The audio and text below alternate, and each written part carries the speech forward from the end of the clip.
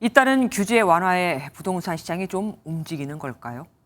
지난달 수도권 아파트 매매 계약이 6,647건으로 전달보다 36% 늘어났고 뚝뚝 떨어지던 집값도 하락폭이 조금씩 둔화되고 있습니다. 적어도 급급매는 팔리고 있다는 얘기가 됩니다. 하지만 매수세가 여전히 약해서 오른 가격에는 전혀 거래가 되지 않고 있으니 지난해부터 이어진 거래 침체가 아주 심각하다는 뜻이 되겠죠. 실제로 지난 1년 동안 아파트 값은 실거래가 기준으로 20% 넘게 떨어져 역대 최대 하락폭을 보였습니다. 이기호 기자가 보도합니다. 서울 목동의 한 아파트 단지입니다.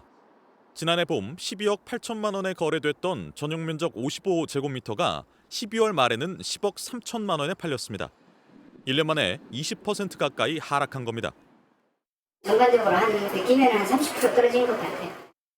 한국부동산원 자료를 보면 서울 아파트들의 거래 가격 흐름을 보여주는 실거래가 지수는 1년 만에 22.09% 떨어졌습니다. 서울 아파트 실거래가 지수가 20% 넘게 하락한 건 조사 이래 처음인데요.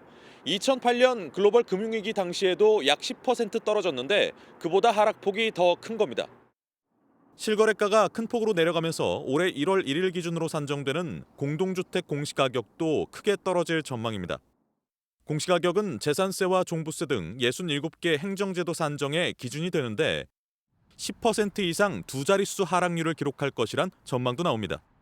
공시가격이 결과적으로는 15%를 전후한 정도로 감소하게 되면 보유세도 이에 맞게 상당 부분 큰 폭으로 감소할 수 있을 것으로 예상이 됩니다. 다만 공시가격이 10% 내려가면 수도권 빌라 71%는 동일한 전세금으로 반환보증 가입이 어려워 이에 대한 대책 마련도 시급하다는 지적입니다. MBN 뉴스 이기옥입니다. 안녕하세요. 김주하입니다. 공정하고 신속한 MBN 뉴스, 유튜브를 통해서도 만나보실 수 있습니다. 특히 더 많은 뉴스와 라이브를 보고 싶으시다면 오른쪽을 눌러서 구독하시면 됩니다. 어렵지 않죠? 빠르고 정확한 뉴스로 계속 찾아뵙겠습니다. MBN 뉴스를 시청해주신 여러분 고맙습니다.